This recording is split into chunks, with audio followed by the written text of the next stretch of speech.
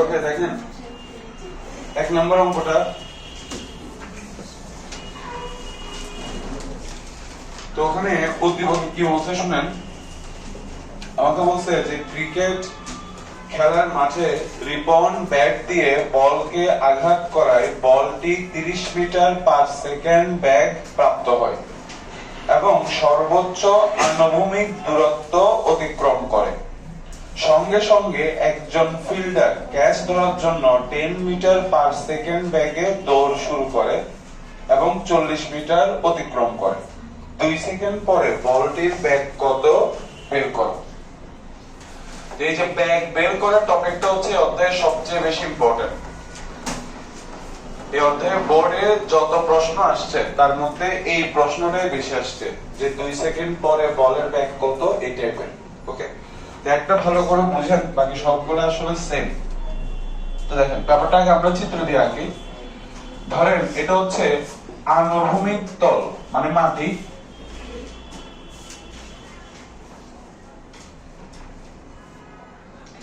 এবার ধরেন এখান থেকে আমরা বলটাকে নিক্ষেপ করলাম। এই বলটাকে ব্যাটসম্যান এখান থেকে ধরেন বাড়ি মারছে, দেন বলটা উপরের দিকে উঠছে, উঠে আবার এর নিচে এখানে নামছে। ওকে, এবার প্রশ্নে কি কি বলছে শুনেন। বলছে ক্রিকেট খেলার মাঠে রিপন ব্যাট দিয়ে বলকে আঘাত করায় বল 30 মিটার পার সেকেন্ড বেগ প্রাপ্ত হয়। তাহলে এই যে বলের আদি বেগ দেওয়া আছে, যে বল কত বেগ নিয়ে যাত্রা শুরু করে, 30 মিটার পার সেকেন্ড বেগ নিয়ে যাত্রা শুরু করে। তারপরে বলছে যে সর্বোচ্চ আনুভূমিক দূরত্ব অতিক্রম করে। ওকে, দেখো কি বলছে, সর্বোচ্চ আনুভূমিক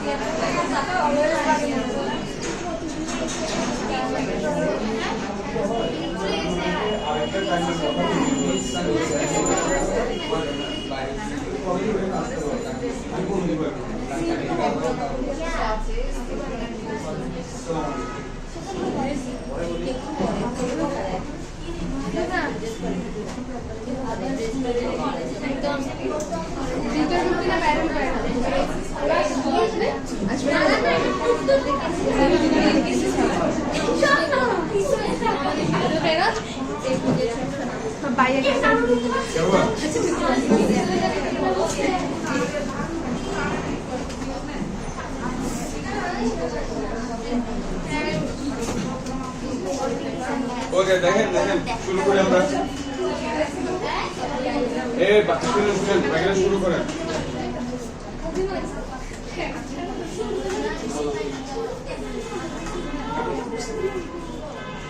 পিছনে একটু পাস করো তো, কয়জন? দেখ তোকে চশমা পড়ছিস না? দেখেন এই প্রশ্ন,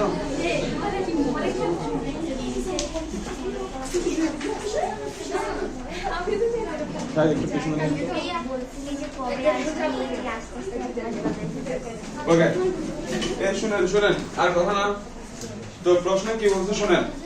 বলছে ক্রিকেট খেলার মাঠে রিপন ব্যাট দিয়ে বলকে আঘাত করায় বলটি 30 মিটার পার সেকেন্ড বেগ প্রাপ্ত হয়। তাহলে বল কত বেগ নিয়ে যাত্রা শুরু করে? বলের আদি বেগ কত? 30 মিটার পার সেকেন্ড। এরপরে বলছে যে বলটি সর্বোচ্চ আনুভূমিক দূরত্ব অতিক্রম করে।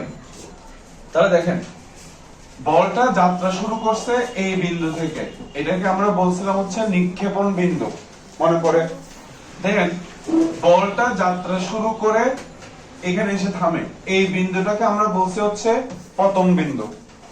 আর এই যে দূরত্বটা এটাকে মনে আছে আমরা কি বলছিলাম? এই আনুভূমিক দূরত্বটা কি বলছিলাম? আনুভূমিক পাল্লা। তা আমাকে প্রশ্নে বলে দিছে, আমাকে উদ্দীপকে বলে দিছে যে বলটা কি করে? বলটা সর্বোচ্চ আনুভূমিক দূরত্ব অতিক্রম করে। বুঝেন কিন্তু এই দূরত্বটাকে আমরা কি বলছিলাম? আনুভূমিক পাল্লা। আর আমাকে উদ্দীপকে বলে দিছে যে এই আনুভূমিক পাল্লাটা কেমন হবে? সর্বোচ্চ। উদ্দীপকটা পড়েন, কি হবে? আনুভূমিক পাল্লাটা হবে সর্বোচ্চ। তো গত ক্লাসে আমরা পড়ছিলাম যে সর্বোচ্চ আনুভূমিক পাল্লা পাওয়ার শর্ত কি? সর্বোচ্চ আনুভূমিক পাল্লা পাওয়ার শর্ত কি?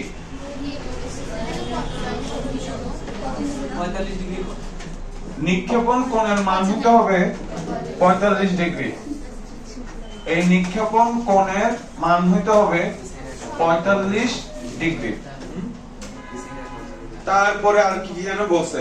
ওকে, এবার আমরা এখান থেকে শুরু করি। হিরা সোজাও। তাহলে প্রশ্ন কি বললো? বলটা কত বেগ নিয়ে যাত্রা করে? 30 মিটার পার সেকেন্ড বেগ নিয়ে যাত্রা করে। তারপর বলছে বলটা সর্বোচ্চ আনুভূমিক দূরত্ব অতিক্রম করে। সর্বোচ্চ আনুভূমিক দূরত্ব অতিক্রম করে, এই কথার মানে হচ্ছে আনুভূমিক পাল্লার মান হবে সর্বোচ্চ। আর আনুভূমিক পাল্লার মান সর্বোচ্চ হওয়া মানে নিক্ষেপণ কোণের মান অবশ্যই 45 ডিগ্রি। এটা উদ্দীপকে সরাসরি বলা নাই, কিন্তু আপনাকে বুঝে নেওয়া লাগবে। এবার আমাকে গতে কি বলছে? যে 2 সেকেন্ড পরে বলটার বেগ কত?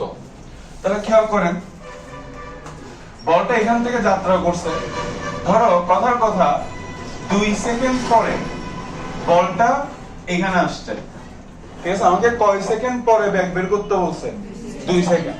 তাহলে বলটা এখান থেকে যাত্রা করছে, ধরো 2 সেকেন্ড পরে বলটা এই বিন্দুতে আসছে, আর এই বিন্দুতে বলের বেগ কত এটাই আমাকে বের করতে বলছে।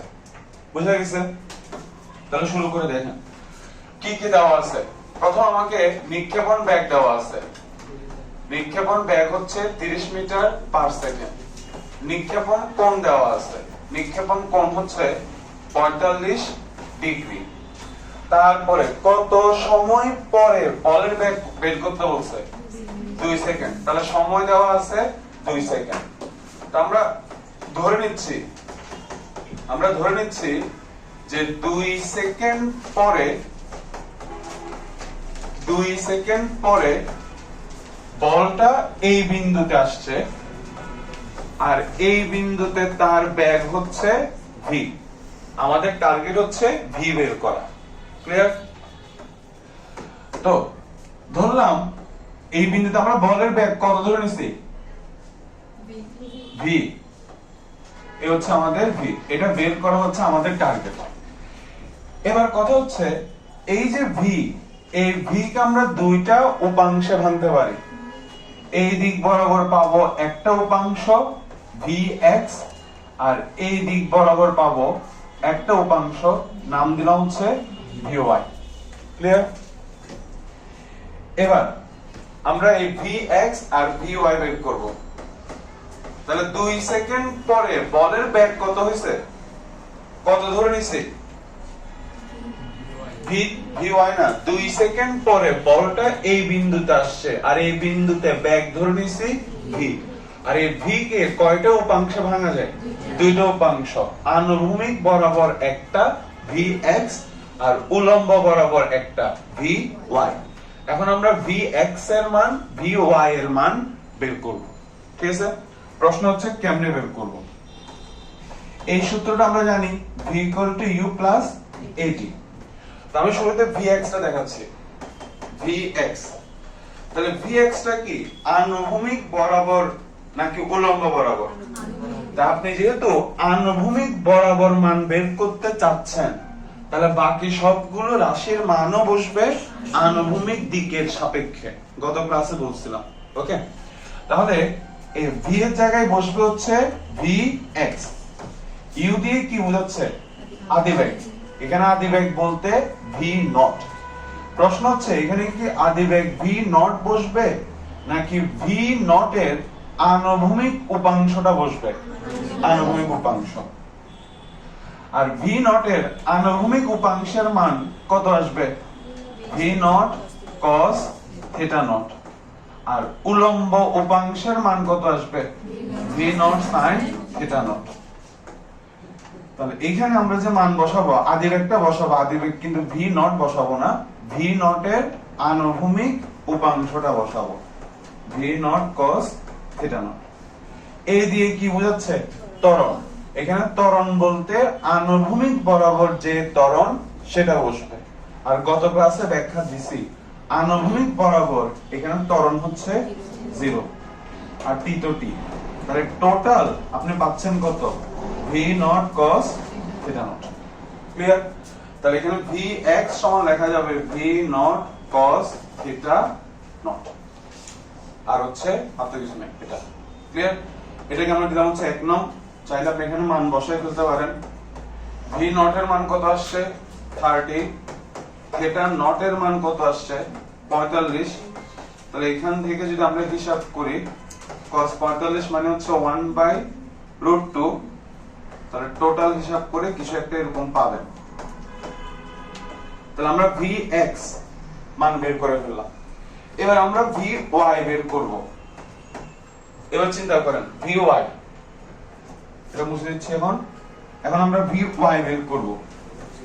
তাহলে Vy কোন বরাবর? উলম্ব বরাবর। তাহলে এখানে আদিবেগ বসবে হচ্ছে উলম্ব বরাবর যত তত। তাহলে উলম্ব বরাবর কত? V naught sine theta naught. A দিয়ে বোঝাচ্ছে ত্বরণ। এখানে ত্বরণ বসবে উলম্ব বরাবর যত তত। তো গত ক্লাসে আমরা বলছি উলম্ব বরাবর ত্বরণ কত? মাইনাস জি। তাহলে এখানে এ এর জায়গায় বসবে হচ্ছে মাইনাস জি আর টি তো টি থাকবে। টোটাল আপনি পাচ্ছেন V naught sine theta naught minus G T. বুঝা গেছে? তাহলে আমরা টোটাল যেটা পেলাম এই যে এটাকে আমরা এখানে নিয়ে আসলাম। ওকে, এবার আমরা মান বসাই। 30 sin theta not, theta not হচ্ছে এখানে 45 ডিগ্রি, 45 ডিগ্রি, জি হচ্ছে 9.8 আর টি আমরা কত সময়ের সাপেক্ষে হিসাব করতেছি? 2 সেকেন্ড। দেন এখান থেকে হিসাব নিকাশ করে আপনি যে মানটা পাবেন, আমি টোটাল ওই মানটা লিখে দিচ্ছি। টোটাল ওই মানটা আসে হচ্ছে 1.61 মিটার পার সেকেন্ড। ঠিক আছে? তো এই অঙ্কগুলোর প্রথম ধাপ হচ্ছে এটা। প্রথম আপনি এটাই করবেন, যে বিন্দুতে বেগ বের করতে বলবে ওই বিন্দুতে বেগের আনুভূমিক উপাংশ উলম্ব উপাংশের মান বের করবেন। ক্লিয়ার? এটা হচ্ছে ধাপ 1, মনে থাকবে। এবার ধাপ 2, এরপরে কি করবা?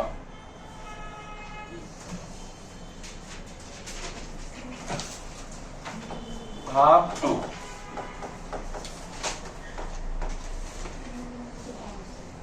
এবার দুই ভাবে ব্যাখ্যা দেওয়া যায়। একভাবে হচ্ছে এটা যদি হয় Vy, তাহলে এটাকে আমি Vy বলতে পারি কি পারি না? বলুন তো। সেম এতটুকু যদি Vy হয় তাহলে এটাও কি Vy বলা যাবে না? যাবে। আর এখানে একটা সমকোণী ত্রিভুজ উৎপন্ন হচ্ছে কিনা? হচ্ছে। ঠিক আছে? তাহলে বলো এই সমকোণী ত্রিভুজে V কি প্রকাশ করে? লম্ব ভূমি না অতিভুজ? অতিভুজ। ক্লিয়ার? তাহলে এটা যেহেতু সমকোণী ত্রিভুজ, তাহলে এখানে পিথাগোরাসের সূত্র অ্যাপ্লাই করা যাবে। আর পিথাগোরাস কি বলছে? উনি বলছে অতিভুজ স্কয়ার। অতিভুজ বলতে এখানে V, অতিভুজ স্কয়ার সমান ভূমি স্কয়ার প্লাস লম্ব স্কয়ার। ঠিক আছে? তাহলে এই সমকোণী ত্রিভুজ থেকে লেখা যাবে v স্কয়ার সমান vx square plus vy square. Clear? এবার তাহলে এখান থেকে আমি v সমান লিখতে পারি √vx square plus vy square. এবার মান বসান। vx এর মান আসছে 15√2 আর vy এর মান আসছে 1.61। দেন এখান থেকে যদি আপনি হিসাব করেন তাহলে মান আসবে হচ্ছে 21.27 মিটার পার সেকেন্ড। ঠিক আছে, তাহলে 2 সেকেন্ড পরে বলের বেগ ছিল v আর v এর মান কত আসছে 21.27। আর বুঝতে হবে। ঠিক আছে, তাহলে এটা হচ্ছে আমাদের ধাপ। তাহলে যদি আমাকে বেগ বের করতে বলে কি করবা যে বিন্দুতে বেগ বের করতে বলবে ওই বিন্দুতে বেগের আনুভূমিক উপাংশ vx, উলম্ব উপাংশ vy আগে বের করবা। ঠিক আছে, তারপরে তুমি ওই যে যেহেতু এখানে সমকোণী ত্রিভুজ উৎপন্ন হচ্ছে তাই পিথাগোরাসের সূত্র অ্যাপ্লাই করবা, তাহলে পেয়ে যাবা বেগ। ক্লিয়ার? এবার পরবর্তী হিসাব দেখো। ধাপ 4। এবার দেখো বেগের মান কত আসছে 21.27। এখন তোমাকে বেগের দিক বের করতে হবে যে ব্যাগটা কোন দিকে আছে। ওকে, কথা বলেও না, ব্যাগটা কোন দিকে আছে এটা বের করতে হবে। এই যে ব্যাগ, কারণ এক এক বিন্দুতে ব্যাগ কিন্তু এক এক দিকে। ধরো তো এই কথা না, ধরো এখানে যদি তোমার ব্যাগ বের করতে বলে তখন ব্যাগের দিক কিন্তু নিচের দিকে। আবার এখানে যদি ব্যাগ বের করতে বলে তাহলে এখানে ব্যাগের দিক হচ্ছে উপরের দিকে। এক এক বিন্দুতে এক এক রকম, তো তোমাকে দিক বের করতে হবে। তো ভাইয়া বলছিলাম ভেক্টর পড়ানোর সময় যে ফিজিক্সের দিক বের করা মানে আসলে কি বের করা, কোণ বের করা। তো এই বিন্দুতে ব্যাগ কোন দিকে, তা আমরা ধরে নিচ্ছি যে এই বিন্দুতে ব্যাগ আনুভূমিকের সাথে থিটা কোণে উপরের দিকে। এটা আমরা ধরে নিচ্ছি যে ব্যাগ কোন দিকে, ব্যাগ হচ্ছে আনুভূমিকের সাথে কত কোণে আছে, থিটা কোণে আছে। কারণ ফিজিক্সে দিক প্রকাশ করা মানে হচ্ছে আসলে কোণ প্রকাশ করা। আর এই যে কোণ, এই কোণটা চাইলে আপনি আনুভূমিকের সাপেক্ষেও ধরতে পারেন, চাইলে উলম্বের সাপেক্ষেও ধরতে পারেন। আমরা ধরবো হচ্ছে আনুভূমিকের সাপেক্ষে। কেন? হিসাব সোজা হয় তাই। বুঝা গেছে? তাহলে এখন দেখো তো হিসাব কি সোজা হয়। আমরা এখন এটা বের করবো থিটা। তাহলে এটা যেহেতু সমকোণী ত্রিভুজ, v হচ্ছে এখানে অতিভুজ, আর আমি যদি এই কোণের সাপেক্ষে হিসাব করি এটা কি হবে, লম্ব। যে কোণের সাপেক্ষে হিসাব করব তার বিপরীত বাহুটা হচ্ছে লম্ব। তাহলে এখানে vy হচ্ছে লম্ব আর vx তাহলে ভূমি। ঠিক কিনা? তাহলে আমার কাছে লম্ব আর ভূমি এই দুইটা মান আছে। তাহলে লম্ব আর ভূমি নিয়ে কাজ করে কে, tan থিটা। তাহলে আমি tan থিটা সমান লিখতে পারি লম্ব, লম্ব হচ্ছে vy ডিভাইডেড বাই ভূমি, ভূমি হচ্ছে এখানে vx। ঠিক আছে, তাহলে পরের বার আমরা এত বিস্তারিত আর বলবো না, সোজা এটা অ্যাপ্লাই করে দিব যে tan থিটা সমান vy বাই vx। vy কি, যে বিন্দুতে বেগ বের করতে বলবে ওই বেগের উলম্ব উপাংশ, vx কি, ওই বেগের আনুভূমিক উপাংশ। ঠিক আছে, বাট মাথায় রাখবেন এই সূত্র আপনি অ্যাপ্লাই করতে পারবেন তখন যখন আপনি কোনটা আনুভূমিকের সাপেক্ষে হিসাব করবেন। ঠিক আছে, কারণ আনুভূমিকের সাপেক্ষে হিসাব করলে এটা হচ্ছে লম্ব, কিন্তু আমি যদি এটা দিয়ে হিসাব করতাম তখন কি এটা লম্ব হইতো, তখন লম্ব হইতো নিচেরটা। বুঝছেন? এত কিছু মাথায় রাখার কি দরকার, সোজা এটা আর মাথায় রাখবেন কোন হিসাব হবে সবসময় আনুভূমিকের সাপেক্ষে। ঠিক আছে, এবার মান বসাও। vy কত আসছে 1.61, vx কত আসছে 15√2। এবার এখান থেকে ধাপ 3 হবে 1.61 ভাগ 15√2।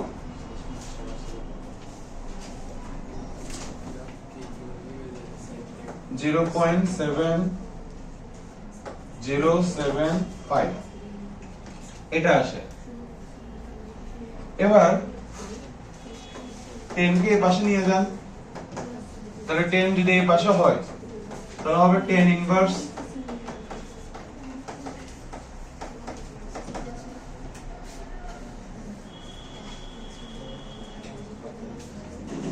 মানটা তো খোলার সময়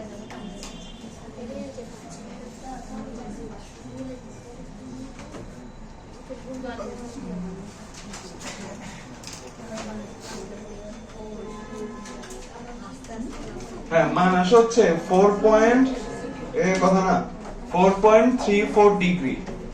তার মানে ব্যাগটা কত কোণে আছে, এই কোণের মান কত আসছে 4.34, মানে ব্যাগটা এই আনুভূমিকের সাথে 4.34 ডিগ্রি কোণে উপরের দিকে আছে।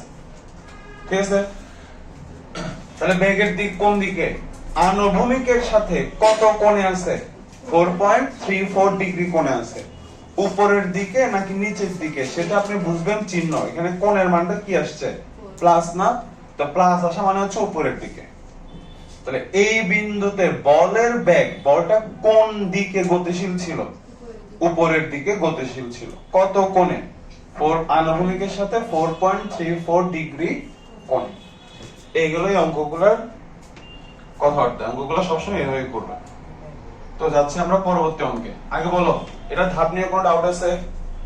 পরবর্তী অঙ্কে আসি, বলো। এখানে তো বেগ বের করতে বলছ না, আমাদের কাজ হয়েছে ধাপ দিতে শেষ না। ওই টিচার ঝামেলা করবে, ব্যাগ বের করতে বলে দিকও বের করে দেন। লজিক্যালি তো এতটুকুতে শেষ, কিন্তু কিছু কলেজের টিচার দিকও বের করতে বলে, তো রিস্ক নেওয়ার কি দরকার, দুইটা লাইন বেশি তো করা লাগবে। ওকে, নাও নেক্সট। এটাই आंसर শেষ তো। এবার 2 নম্বরে আসো,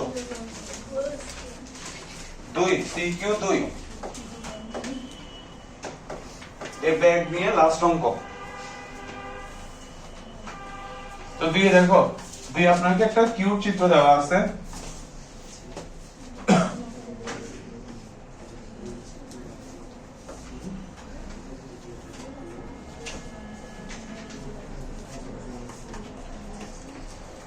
তো এগুলো একটু লিখে নাও। এখানে ব্যাগের মান আছে 30 মিটার পার সেকেন্ড, আর আমাকে কোণ দেওয়া আছে 40 ডিগ্রি, এই থিটা নট দেওয়া আছে হচ্ছে 40 ডিগ্রি, এটা হচ্ছে ও বিন্দু আর এটা হচ্ছে এম বিন্দু, এটা হচ্ছে এম বিন্দু। এবার আমাকে প্রশ্নে কি বলছে সেটা আমরা পড়ি। গুরু, তো গরুতে কি বলছে দেখেন, গরুতে বলছে যে এম বিন্দুতে বেগ কত, মানে এম বিন্দুতে যখন বস্তুটা পতিত হবে তখন তার বেগ কত, কত বেগে এম বিন্দুতে পতিত হবে। ঠিক আগের অঙ্কটার মতো না, আগের অঙ্কে আমাকে বলছিল 2 সেকেন্ড পরে বেগ কত হবে, আর এখন আমাকে বলতেছে কি যে এম বিন্দুতে বেগ কত হবে।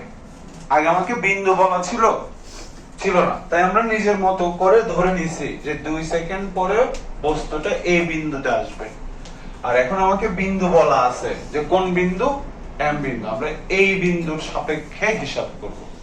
ঠিক আছে, তো যা যা দেওয়া আছে আগে ওটা লিস্ট ডাউন করি।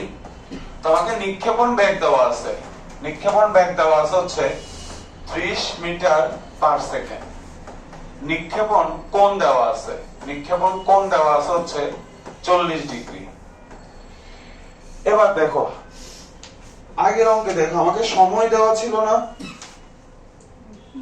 ঠিক আছে, আমাকে আগের অঙ্কে সময় দেওয়া ছিল, এই অঙ্কে কি আমাকে সময় দেওয়া আছে?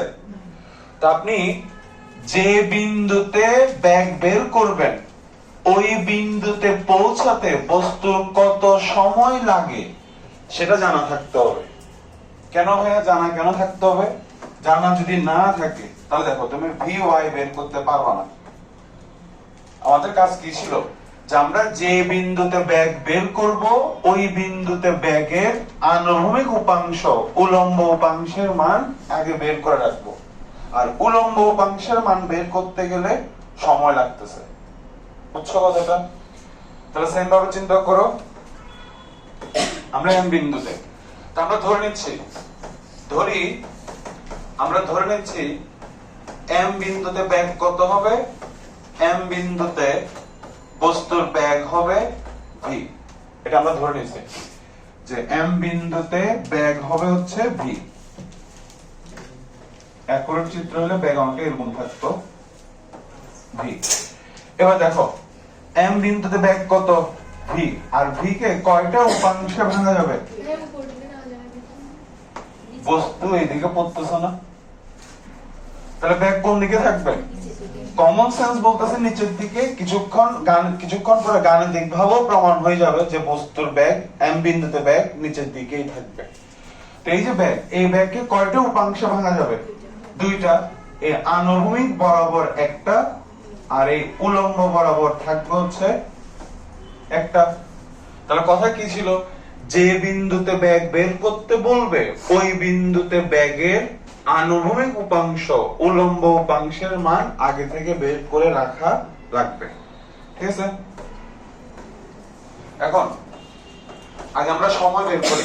সময় তো দেওয়া নাই যে এম বিন্দুতে আসতে কত সময় লাগবে, সেটা আমরা আগে বের করি।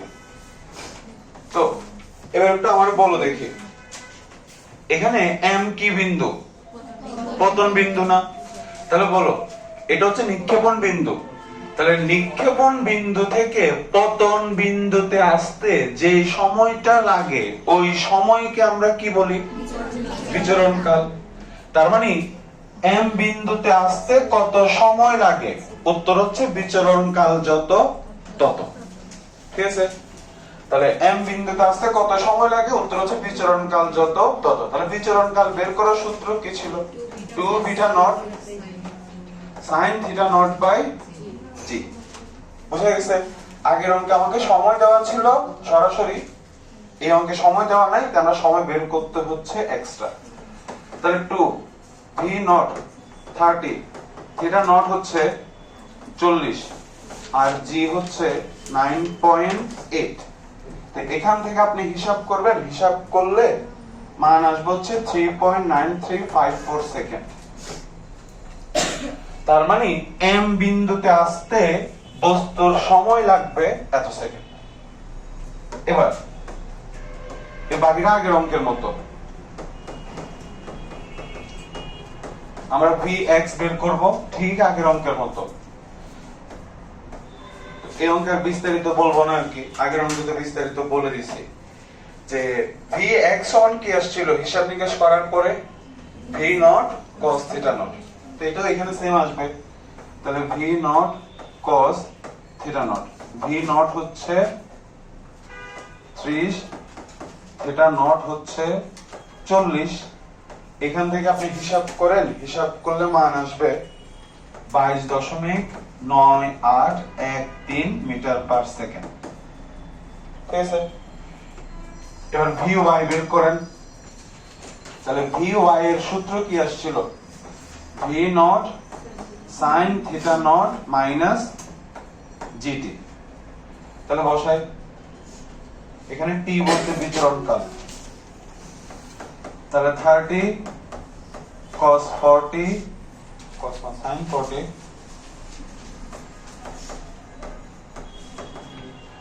minus 9.8 into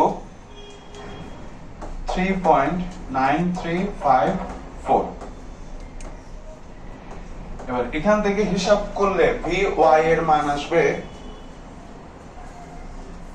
minus 19.582833 metre per second. এই দুইটা লাইনকে আমাকে আর বলতে হবে sin 40 হবে না? sin 40। তো এই দুইটা লাইনকে আমাকে আর বলতে হবে যে vx সমান এটা কেমনে আসলো, vy সমান এটা কেমনে আসলো। এটা আগের অঙ্কে বলছি, জাস্ট এখানে মান বসানোর পরে যে মানটা আসছে ওই মানটা লিখছি। ক্লিয়ার? এবার তাহলে আমার কাছে এখন vx ও আছে vy ও আছে। এবার এখানেও ঠিক সমকোণী ত্রিভুজ উৎপন্ন হবে। দেখো এটাকে আমি চাইলে এখান থেকে শিফট করে যে এখানে লিখতে পারি। এটা যদি হয় vy তাহলে এটাকেও লেখা যাবে vy, এটা vy হলে এটাও হবে vy। তাহলে এখানেও সমকোণী ত্রিভুজ উৎপন্ন হচ্ছে কিনা? হচ্ছে। তাহলে যদি সমকোণী ত্রিভুজ উৎপন্ন হয়, এটা কি হবে? ভি হবে অতিভুজ, ভি এক্স হবে ভূমি, ভি ওয়াই হবে লম্ব। তাহলে সমকোণী ত্রিভুজ যেহেতু, তাহলে পিথাগোরাস অ্যাপ্লাই করি আগের অঙ্কের মতো। ভি স্কয়ার সমান v x square plus v y square. তাহলে ভি সমান আসবে হচ্ছে root over v x square plus v y square. V x এর মান বসাই 22.9813। ভি ওয়াই এর মান বসাই -19.28। এবার এখান থেকে আপনি হিসাব করেন, তাহলে বেগের মান পাবেন 30। ঠিক আছে? তাহলে এম বিন্দুতে বস্তুর বেগ কত ছিল? 30 মিটার পার সেকেন্ড। এবার দিক বের করি আমরা।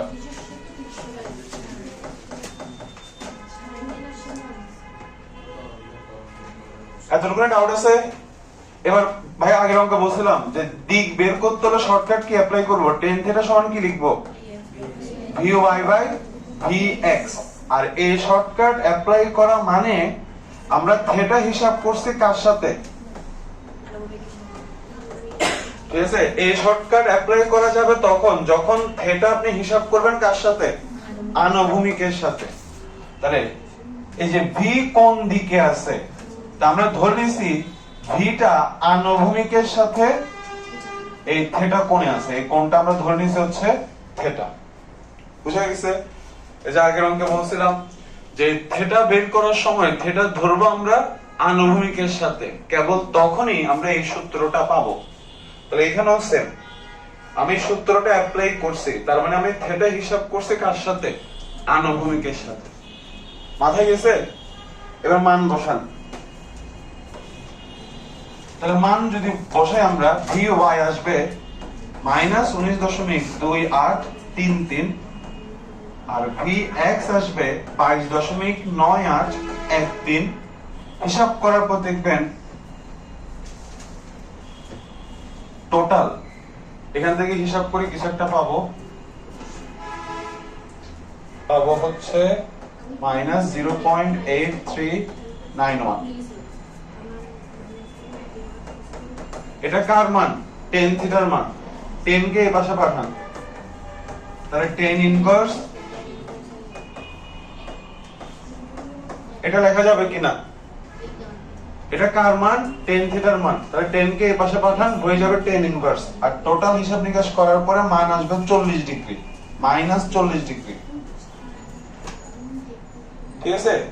তার মানে দেখো এম বিন্দুতে বস্তুর বেগ, এই শোনো, এম বিন্দুতে বস্তুর বেগ কোন দিকে আছে? উত্তর হচ্ছে আনুভূমিকের সাথে কত কোণে আছে? 40 ডিগ্রি কোণে আছে। আনুভূমিকের সাথে 40 ডিগ্রি কোণে উপরের দিকে আছে না নাকি নিচের দিকে আছে? কারণ চিহ্ন আসছে মাইনাস। আর আমাদের কমন সেন্সও বলতেছে যে এখানে দিকটা হবে নিচের দিকে। বুঝা গেছে? তো কিছুক্ষণ আগে যেটা কমন সেন্স ছিল, এখন আমরা ম্যাথমেটিক্যালি এটা প্রুফ করে ফেলছি। বলো ডাউট আছে? এই ব্যাগ বের করতে বললে এই ধাপ এগুলা। ওকে, প্রথমে vx vy বের করবেন, তারপর পিথাগোরাস অ্যাপ্লাই করবেন, তাহলে ব্যাগ পেয়ে যাবেন। তারপর এটা অ্যাপ্লাই করলে পেয়ে যাবেন ব্যাগের দিক। বাট বি কেয়ারফুল, এখানে কোণ হিসাব করব আনুভূমিকের সাপেক্ষে। আর বুঝতে হবে কিছু? এবার যে আমরা পরবর্তী অঙ্কে, তবে ব্যাগের টপিক আমাদের এখানে শেষ। ব্যাগ নিয়ে বাকি যত অঙ্ক সবগুলা বাড়ি কাজ দেওয়া হবে। এবার আমরা আবার একে ফিরে আসি। এবার আমরা আবার 1 নম্বরে ফিরে আসি। দেখো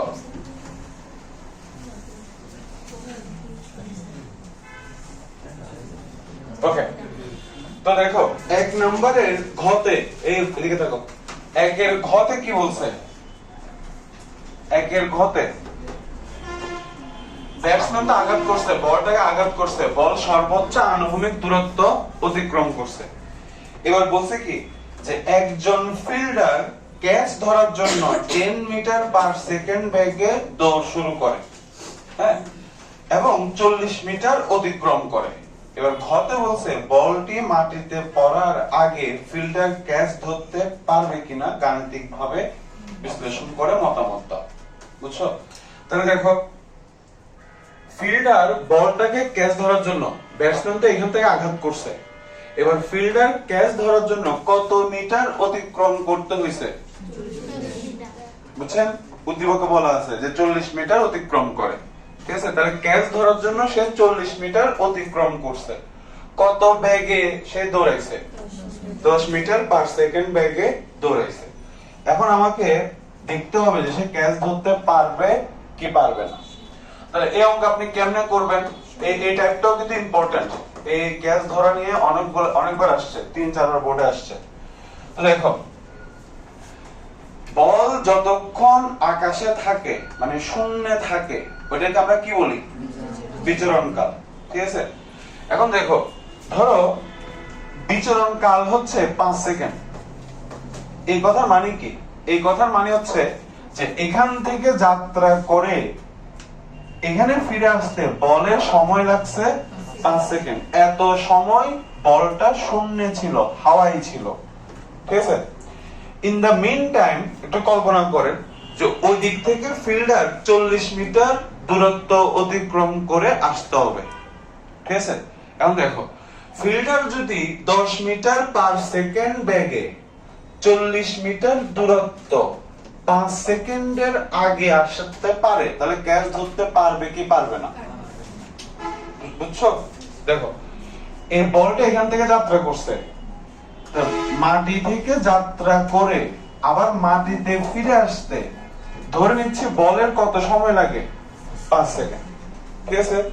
এবার কল্পনা করো যে এখানে একজন ফিল্ডার আছে। তো ফিল্ডার যদি ক্যাচ ধরতে হয়, তাহলে ফিল্ডারকে এই দূরত্বটা অতিক্রম করতে হবে। এই দূরত্বের মান কত? 40 মিটার। ঠিক আছে? এখন এখান থেকে এখানে আসতে ফিল্ডারের যদি 6 সেকেন্ড সময় লাগে, কথার কথা, তাহলে কি সে ক্যাচ ধরতে পারবে? পারবে না। কারণ বলটা ওই যে আকাশে ছিল কয় সেকেন্ড, শূন্যে ছিল কয় সেকেন্ড? 5 সেকেন্ড। কিন্তু তার এখান থেকে এখানে আসতে সময় লেগে গেছে 6 সেকেন্ড, 1 সেকেন্ড বেশি লাগছে। তাহলে বল মাটিতে পড়ে যাবে, সে বল আর ক্যাচ ধরতে পারবে না। কিন্তু সে যদি এখান থেকে এখানে 3 সেকেন্ডের মধ্যে আসতে পারে, তাহলে কি ক্যাচ ধরতে পারবে কি পারবে না? পারবে। ঠিক আছে? তাহলে আমরা কি কি দেখবো এখানে? আমরা দেখব যে বলের বিচরণ কাল কত। আমরা দেখব এই কথা না, আমরা দেখব বলের বিচরণ কাল কত, আর আমরা দেখব 40 মিটার দূরত্ব অতিক্রম করতে ফিল্ডারের কত সময় লাগে। যদি কম সময় লাগে তাহলে ক্যাচ ধরতে পারবে, যদি বেশি সময় লাগে তাহলে ক্যাচ ধরতে পারবে না। কনসেপ্ট মাথায় গেছে? বাকি অঙ্ক হয়েছে। তাহলে ধাপ 1 আমরা একটা বলের বিচরণ কাল বের করি। এই ধাপ 1 ফোন এগুলো লিখিও না, এগুলো তোমাদের কি করতাম, জান কোরবান করা ছাড়া আর কিছু দেখি না, কেমনে বুঝাইতাম। এগুলো এমনি লিখতেছি বোঝানোর জন্য। তাহলে প্রথমে কি বের করবা? বলের বিচরণ কাল, যে বল কত সময় পর্যন্ত আকাশে ছিল। তাহলে টি সমান আসবে হচ্ছে 2v naught sin theta naught divided by g। তাহলে 2v নট হচ্ছে 30, sin theta নট হচ্ছে 45 আর g হচ্ছে 9.8। এবার এখান থেকে হিসাব করলে মান আসবে হচ্ছে 4.33 সেকেন্ড। ঠিক আছে? তাহলে বল আকাশে ছিল, শূন্যে ছিল কত সেকেন্ড? 4.33 সেকেন্ড। তাহলে বল এখান থেকে যাত্রা করে এখানে আসতে তার সময় লাগছে 4.33 সেকেন্ড। এবার আমরা দেখব যে এই বলটাকে ক্যাচ ধরার জন্য 40 মিটার দূরত্ব অতিক্রম করতে ফিল্ডারের কত সময় লাগে। তাহলে ধাপ 2 হচ্ছে যে ফিল্ডারের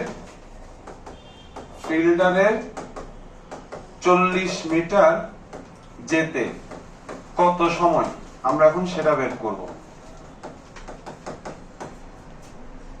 বলতে পারবা কেমনে বের করব? S equal to VT। Filter কত দূরত্ব অতিক্রম করবে? 40 মিটার। তাহলে S এর মান হচ্ছে 40। কত বেগে সে দৌড়াচ্ছে? 10 মিটার পার সেকেন্ড। বের করতে চাচ্ছে কি? সময়। তাহলে সূত্র কি আসে? S equal VT। তাহলে অ্যাপ্লাই করি। S equal VT, T মানে সময়। তো এই T কে আমি ফিল্টার দিয়ে লিখতেছি, T ফিল্টার। তাহলে এখান থেকে আমি T ফিল্টার সমান পাচ্ছি S বাই V। S কত? 40, তার বেগ কত? 10। তাহলে 40 মিটার অতিক্রম করতে তার সময় লাগবে 4 সেকেন্ড। তাহলে সে কি ক্যাচ ধরতে পারবে কি পারবে না? পারবে। ঠিক আছে, কারণ বল আকাশে ছিল হচ্ছে 4.33 সেকেন্ড। তাহলে মাটি স্পর্শ করার আরো 0.33 সেকেন্ড বাকি আছে। সে চলে আসে কয় সেকেন্ডে? 4 সেকেন্ডে। ঠিক আছে, তাহলে সে ক্যাচ ধরতে পারবে। আর বুঝতে হবে। ডান। চলো পরবর্তী অঙ্কে যাই, কার জন্য অপেক্ষা। আসো 2 এর ঘ।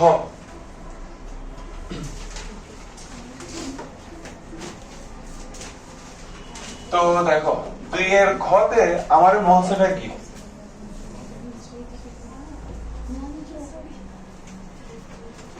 যে ওপি আর পিএইচ।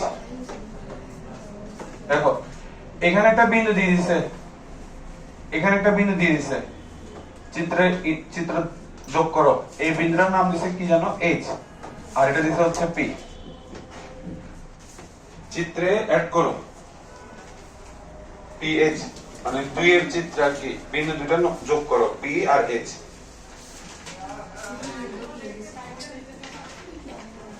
বুঝছেন? এবার ঘতে কি বলছে?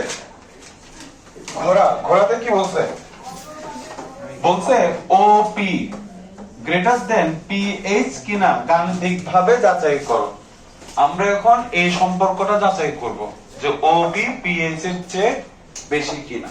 ঠিক আছে, তো এটা তো একদম ইজি। বলতে পারবা এখানে পিএইচ দিয়ে কি বোঝাবে?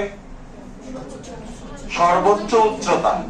ঠিক আছে, তাহলে সর্বোচ্চ উচ্চতা বের করার সূত্র গত ক্লাসে আমরা পড়ছি। আপনি সর্বোচ্চ উচ্চতা বের করার সূত্র অ্যাপ্লাই করবেন, তাহলে আপনি পেয়ে যাবেন পিএইচ এর মান। ওকে, তাহলে ধাপ 1 আমরা পিএইচ বের করি। এই অঙ্ক আমি পুরো করে দিব না, কারণ হুবহু সূত্র তো, এখানে আমি নতুন করে বোঝানোর কিছু নাই। এখানে পিএইচ কিটা? এখানে পিএইচ হচ্ছে সর্বোচ্চ উচ্চতা। তাহলে আপনি সর্বোচ্চ উচ্চতা বের করার সূত্র অ্যাপ্লাই করলেই তো আপনি পিএইচ পেয়ে যাচ্ছেন। আর সর্বোচ্চ উচ্চতার সূত্র ছিল v naught square sine square theta naught by কত আসে? 2g। ঠিক আছে, V naught square sine square theta naught by 2g। বাকিটা আমি করব না, কারণ সবগুলা মান আছে এখানে। ভি নট এর মান কত? 30। থিটা নট এর মান কত? 40। জি কত? 9.8। তো সবগুলা মান আপনি এখানে চুপি চুপি বসাবেন। ঠিক আছে, এখানে সবগুলা মান চুপি চুপি বসাবেন। বসানোর পরে হিসাব করবেন। হিসাব নিকাশ করার পর আপনি যেটা পাবেন আমি ওটা বলে দিচ্ছি। মান পাবেন হচ্ছে 18.97 কিছু একটা। এটাকে আমার করে দেখাইতে হবে? বল, ক্যালকুলেটর হিসাবটাও করে দেখাই। গেল এটা পিএইচ ডান। এবার ওপি বের করব। তাকে বুঝো তো ওপি টা এখানে কি হবে?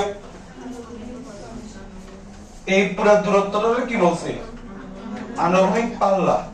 আর বলতো ওপি আনুভূমিক পাল্লার অর্ধেক নাকি অর্ধেক না? অর্ধেক। বুঝছো? তাহলে এখানে ওপি টা কিটা?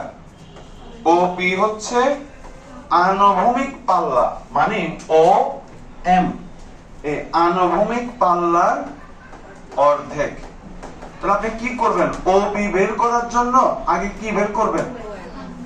আগে আপনি আনুভূমিক পাল্লা ও এম বের করবেন, সেটাকে আপনি 2 দিয়ে ভাগ করবেন, তাহলে আপনি পেয়ে যাবেন ওপি।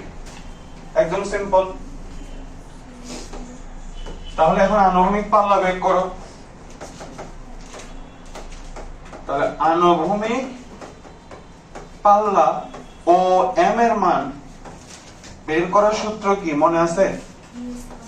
V naught square sin 2 theta naught divided by G. ঠিক আছে, এবার তুমি এখানে মান বসাতে পারবা না। ভি নট এর মান 30, থিটা নট এর মান হচ্ছে 40, তাহলে 40 এর সাথে 2 গুণ করে এটা হয়ে যাবে 80, আর এখানে হচ্ছে 9.8। তাহলে তুমি এখানে চুপচাপ মান বসাবা, বসানোর পরে হিসাব নিকাশ করবা, করলে তুমি যেটা পাবা আমি সরাসরি ওইটা লিখে দিচ্ছি। পাবো হচ্ছে 90.44 মিটার। ঠিক আছে, এখানে তো আর বোঝানোর কিছু নাই, জাস্ট মান বসিয়ে ক্যালকুলেশন করে যেটা আসবে ওটা বলো, বুঝাইতে হবে এগুলা। এবার আমরা কি করব, এই আনুভূমিক পাল্লা যেটা পেলাম ওটারে 2 দিয়ে ভাগ করব, তাহলে আমরা পেয়ে যাব ওপি। আনুভূমিক পাল্লা যেটা পেলাম ওটারে 2 দিয়ে ভাগ করব, তাহলে আমরা পেয়ে যাব হচ্ছে ওপি এর মান। ঠিক আছে, তত ডিপ্লোমেটিক কোনো কিছু নাই। তাহলে বোঝাই যাচ্ছে এখানে কে বড়, ওপি পিএইচ এর চেয়ে বড় না? আমাকে তো এটাই বের করতে বলছে, তাহলে বলবো হ্যাঁ তোমার কথা সত্য যে ওপি পিএইচ এর চেয়ে বড়। ডান। পরবর্তী অঙ্কে আসি। 3 এর গ দেখো, সিকিউ 3 এর গ। 3 এর গরুতে কি বের করতে বলছে? 0.6 সেকেন্ড সময়ে প্রথম ফোয়ারার পানির ফোঁটার ব্যাগ বের করো। এটা আমার করে দেওয়া লাগবে? ব্যাগের অঙ্ক তো আমরা করছি। আমি শুধু ঘতে ফোয়ারা বুঝো তো, জাম্বুরি পার্কে যে পানির একটা ফোয়ারা আছে না, দেখছেন তো? দেখেন নাই জাম্বুরি পার্কে বা কোন জায়গায় দেখেন নাই? এই যে পানি উপর থেকে উঠে আবার নিচের দিকে নামায়, ঝর্ণা শুধু উপর থেকে পড়ে। তাহলে এটা হচ্ছে, এগুলো হচ্ছে পানির ফোয়ারা, যে উপর থেকে আমি পানি নিক্ষেপ করলাম, দেন পানি উপরের দিকে উঠে আবার এভাবে নামছে, এটা পানির ফোয়ারা। তো আমাকে বলছে কি 0.6 সেকেন্ড সময়ে প্রথম ফোয়ারার পানির ফোঁটার ব্যাগ বের করো, হুবহু 1 এর গ এর মতো। 1 এর গ তো বলছে 2 সেকেন্ড সময়ে বস্তুর ব্যাগ কত, আর এখানে বলছে 0.6 সেকেন্ড সময়ে পানির ফোঁটার প্রথম ফোয়ারার পানির ফোঁটার ব্যাগ কত, হুবহু সেম অঙ্ক। ঠিক আছে, মাথা খাটাবেন তাহলে আমি ঘতে আসি, ঘোরাতে আসি। এবার দেখো ঘোরাতে কি বলছে না বলছে, উদ্দীপকে দেখেন আমাকে কয়টা ফোয়ারার কথা বলছে? 2টা। ঠিক আছে, 2টা ফোয়ারার কথা বলছে।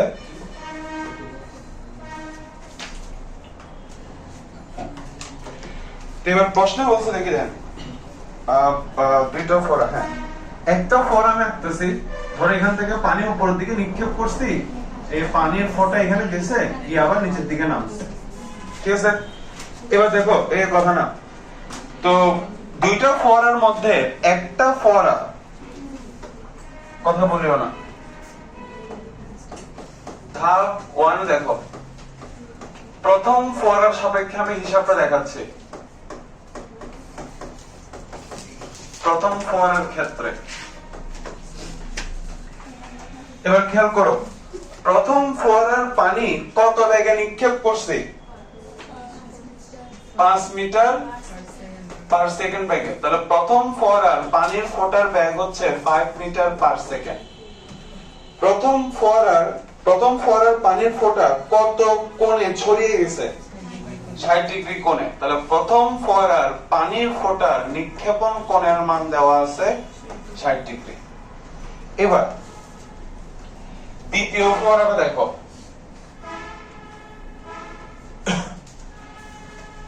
তো দ্বিতীয় ফোয়ারার পানির ফোঁটা দেখো। এবার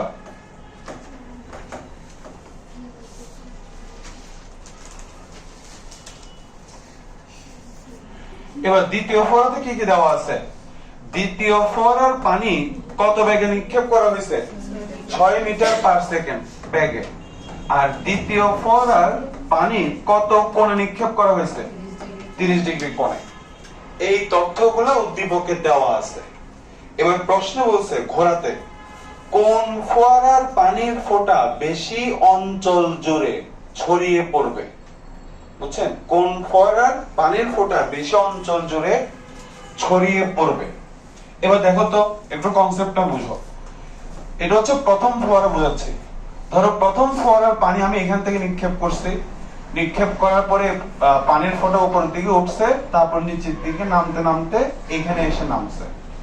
তাহলে সে কতটুকু অঞ্চল ছড়িয়ে গেছে? আনুভূমিক দূরত্ব যত তত। ধরো এই আনুভূমিক দূরত্বের মান আসছে কথার কথা 5 মিটার। তা আমি যদি তোমার এখন বলি যে প্রথম ফোয়ারার পানির ফোঁটা কত অঞ্চল জুড়ে ছড়িয়ে গেছে, উত্তর হচ্ছে 5 মিটার দূরত্ব পর্যন্ত ছড়িয়ে গেছে। বুঝছো? সেম ভাবে দ্বিতীয় ফোয়ারা ধরো, এটা হচ্ছে দ্বিতীয় ফোয়ারার পানির ফোঁটা। তাহলে এই আনুভূমিক দূরত্ব তুমি পাইলে হচ্ছে 7 মিটার। তো তোমার যদি আমি এখন বলি যে দ্বিতীয় ফোয়ারার পানির ফোঁটা কত অঞ্চল জুড়ে ছড়িয়ে গেছে, মানে কত দূরে এসে গেছে, ছড়িয়ে গেছে মানে কি যতটুকু দূরত্ব সে অতিক্রম করছে ততটুকু দূরত্বই তো সে ছড়িয়ে গেছে। বুঝছো? তো এখানে কতটুকু দূরত্ব পর্যন্ত ছড়িয়ে গেছে? উত্তর হচ্ছে 7 মিটার। ঠিক আছে? তাহলে এটা কি আর মাথায় গেছে না যায় নাই? নাসরিন গেছে? তাহলে এবার বলো তো এই দূরত্বটারে আমরা কি বলছিলাম? আনুভূমিক পাল্লা বলছিলাম না? তাহলে কি এই কথা বলা যায় কিনা যে আনুভূমিক পাল্লা যত ততটুকু অঞ্চল সে ছড়িয়ে গেছে? ঠিক আছে? তাহলে আমি এখন প্রথম ফোয়ারার পানির ফোঁটার সাপেক্ষে আনুভূমিক পাল্লা অর্থাৎ আনুভূমিক দূরত্ব বের করব। দ্বিতীয় ফোয়ারার পানির ফোঁটার সাপেক্ষে আনুভূমিক পাল্লা অর্থাৎ আনুভূমিক দূরত্ব বের করব। যার আনুভূমিক দূরত্ব বেশি হবে তার মানে সে তত বেশি অঞ্চল জুড়ে ছড়িয়ে গেছে। ঠিক আছে? বাকিটা ইজি। আনুভূমিক পাল্লা বের করার সূত্র কি ছিল? v naught square plus sin 2 theta naught divided by g। দেখো তো সবগুলো মান আমাদের কাছে আছে কিনা? এই v নটও আছে, থিটা নটও আছে। বসাবা, বসানোর পরে হিসাব নিকাশ করবা। হিসাব নিকাশ করলে তুমি যেটা পাবা,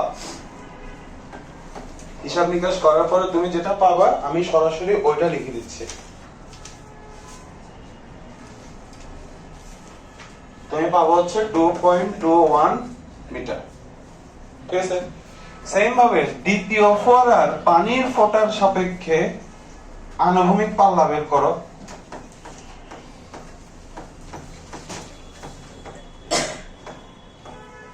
দেখো সবগুলো মান আছে, উদ্দীপকে সরাসরি দেওয়াই আছে। বসাবা, বসালে তুমি মান পাবো হচ্ছে 3.18 মিটার। তাহলে কোন ফোয়ারার পানির ফোঁটা বেশি দূরে গিয়ে পড়ছে?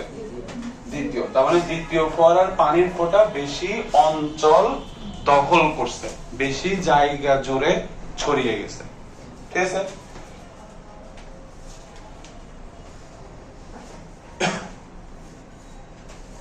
বলো আর বুঝাইতে হবে?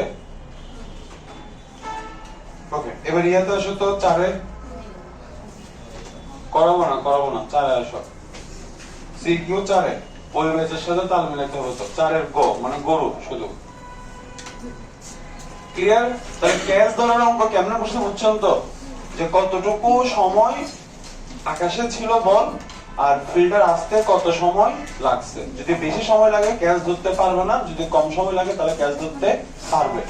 কত অঞ্চল জুড়ে ছড়িয়ে গেছে এই কথার মানে হচ্ছে কতটুকু আনুভূমিক দূরত্ব অতিক্রম করছে। আর এটা আমরা হিসাব করি হচ্ছে আনুভূমিক পাল্লার সাপেক্ষে। এবার 4-এর গত দেখো তো। আচ্ছা 4-এর গতের চিত্র আছে না? আচ্ছা এটা করান তো, এটা পারবেন, আগের ক্লাসে সহজেই করা যাবে। এবার বাড়ির কাজ নেন।